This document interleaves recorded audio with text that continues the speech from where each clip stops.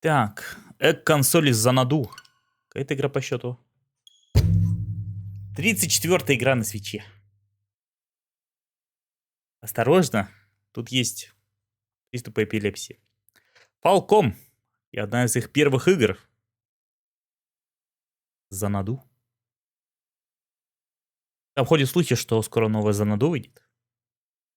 Которая продолжение той, которая на PS3 выходила, видите. Да, именно такой здесь графоний. Не пугайтесь. Игра 85-го года. Так, начать игру.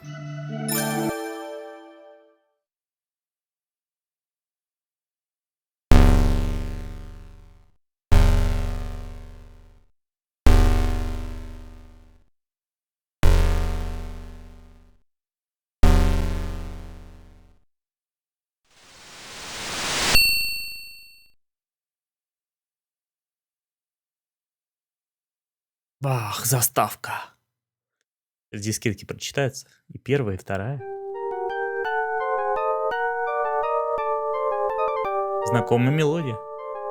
Да это не пиксельная Индия. Это одна из первых игр Falcom 85-го года.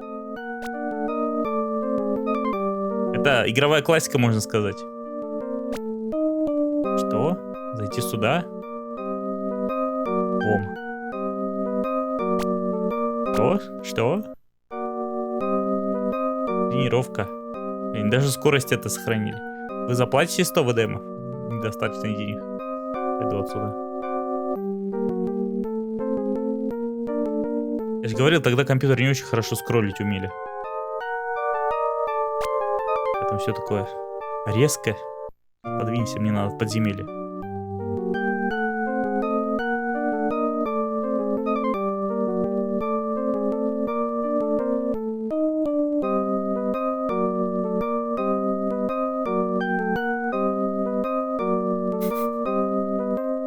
Блин, Metal Gear это PlayStation 1. Это спустя 15 лет почти после этого. Это не потому, что игра плохая.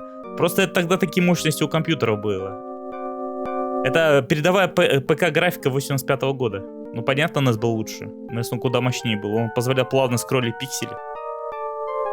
MS-DOS игры еще очень долго не могли скроллить игры нормально.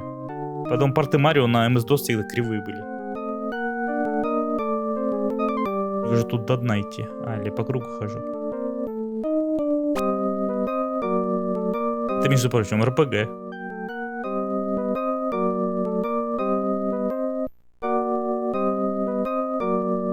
Я реально, что ли, по кругу хожу? Или я падаю все глубже и глубже в эту бездну?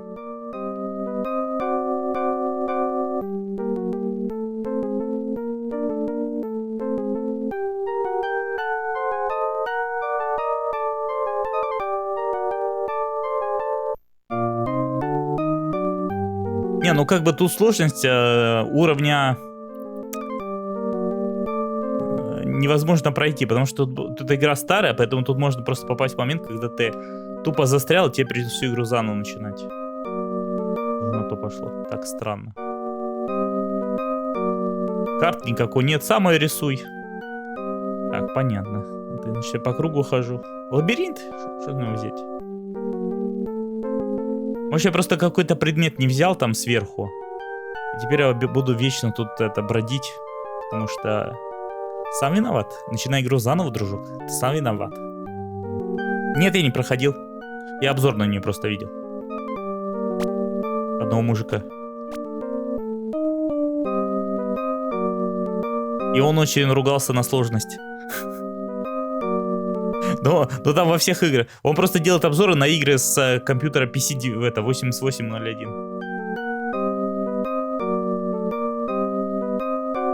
Поэтому они там все... Я кое-что о них знаю, в общем.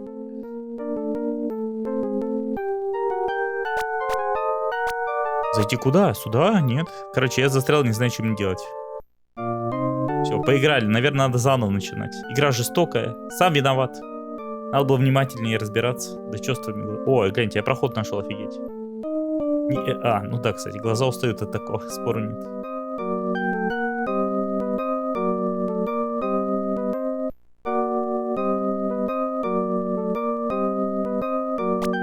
Что? Заходи. Вы вошли в пещеру. Загрузка с первой дискетки.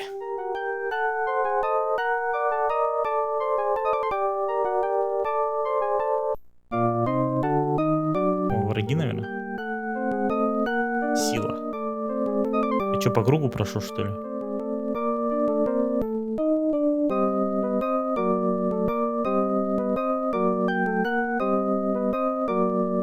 Ну да.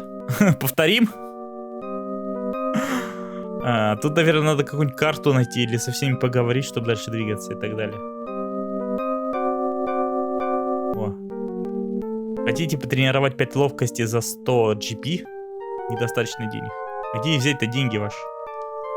Как-то одеться надо. О? Что? Так, это все тренировки, я так понимаю. Это сила СТР. Спасибо. С женщиной поговорить?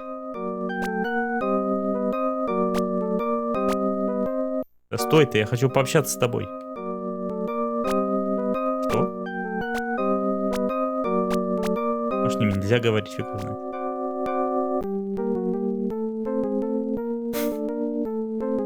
Ладно. У меня тоже глаза устали. Я думаю, достаточно. Ну, понятно, это не играбельно, если ты молодой, сильный, прогрессивный. Реально глаза устают. Давайте просто часть обзора гляну на него. Покажу вам, как игра вообще выглядела. Так.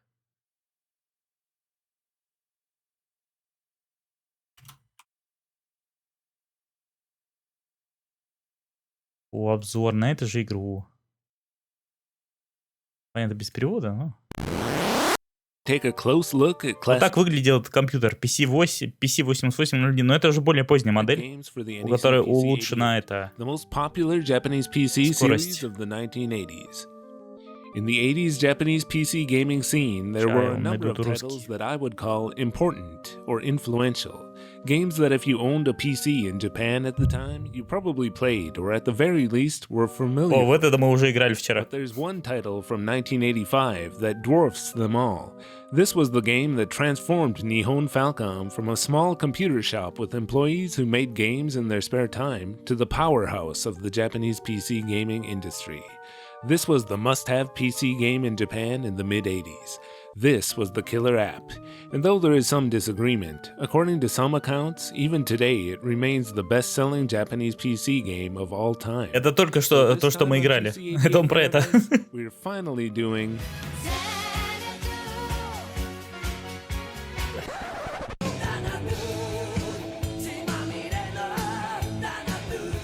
Xanadu was the brainchild of Yoshio Kiya, a game producer at Falcom who, as I've mentioned in previous videos, had a weird habit of making every game he produced a part of his Dragon Slayer series. And so it was. Из которых, кстати, родились Legend of Heroes. Legend of Heroes — это спин-офф Dragon Slayer. Dragon Slayer 2. But to be fair, though most of the Dragon Slayer games have little or nothing to do with each other, at the time Xanadu probably felt like the logical evolution of the original Dragon Slayer, released the previous year. And can we marvel for just a second at how big a step up Xanadu is from the original Dragon Slayer? These games were released barely even over a year apart from each other. Technology moved so fast back then. Wow, Xanadu. Before getting to the PC-88 version of Xanadu though, we're first going to have to go to another 80s Japanese PC series, since Xanadu is the first game I've covered on PC-88 Paradise where the PC-88 version isn't the original. Xanadu was programmed on and originally released for the Sharp X1, one of the PC-88's closest competitors. This version looks graphically almost identical to the PC-88 version, but the music uses the X1's PSG sound, which would sound great if it weren't for the fact that the music cuts out completely during all sound effects.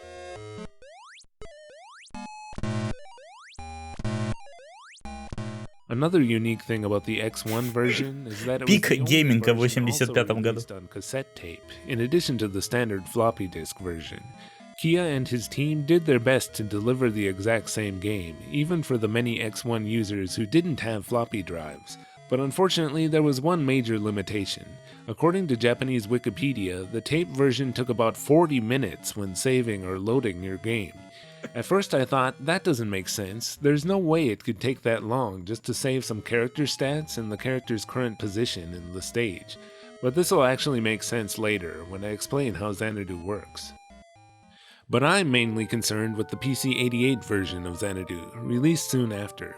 Though it may seem arbitrary that I'm focusing on the PC-88 version just because this is PC-88 Paradise, I think it's arguable that the PC-88 version... Хардкорный гейминг. Хочешь засейвиться в игре? Подожди 40 минут. More people played it than the X1 version, and in fact, some of the later releases of the game for Windows are actually emulated versions of the PC-88 game. And in case this all wasn't confusing enough already, we need to also be specific about which PC-88 version we're talking about, since Xanadu was released on the PC-88 no less than 4 times. The first version is the only one that runs on the 2 oldest PC-88 models, and requires the system to be set to the old V1 graphics mode, or else it'll look like this. The music in this one is also limited to beep sound. But immediately a superior V2 version was also released. In addition to using the newer V2 graphics mode, this one also supports FM sound. Additionally, this V2 version got 2 updates. This one apparently just has a few bug fixes and minor changes, and the final PC-88 version has new character graphics for the shops. This change was made after it came to light that most of the original graphics were copied from the manual of Горбун из Нотр-Дама. Yeah. International copyrights were not enforced very strictly in the fledgling Japanese PC gaming industry, and it's a shame that they chose to cut corners this way when creating the original version of the game. Anyway, today we're going to be playing this version, which is the last release that has the plagiarized Ultima 3 graphics. The version with the new graphics is a bit less common, and thus the plagiarized graphics are what most Xanadu players became accustomed to. And the other reason I'm not playing this one is because it doesn't work. Yeah, when you collect old PC games, non-working floppies are a constant issue you just have to deal with. So, let's open this one. Oh, come on, there's no manual? Ah, fine. The manual is quite a thick tome since it's a complicated game. The story here is quite simple though. Your mission is to defeat the fire-breathing King Dragon, which appears once every few thousand years and can only be slain with the Dragon Slayer, the best sword in the game in almost every entry in the Dragon Slayer series. But the only clues to the sword's whereabouts are hidden within the sacred crowns of the Fairy Kings. These are what you'll need to seek out first in your adventure. This long monster manual was made entirely by Tsuneyuki Miyamoto, the guy who I talk so much about in my Azteca video. In the back, there's a section titled Advice for Beginners, hints for those who just can't seem to progress from the beginning. This section needs to be cut open with a scissors if you want to see what's inside, and mine is still sealed.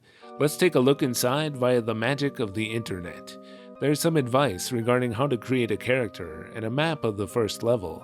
The advice here is decent, but it's pretty vaguely worded. Players are going to need a lot more help than this. Anyway, let's go back to my working copy of the game and take out the 2 floppy disks. We'll make sure the PC-88's clock speed is set to 4 MHz, since this is an old game and in 8 MHz mode it will run too fast. First, we're actually going to boot disk B of the game in order to create a user disk.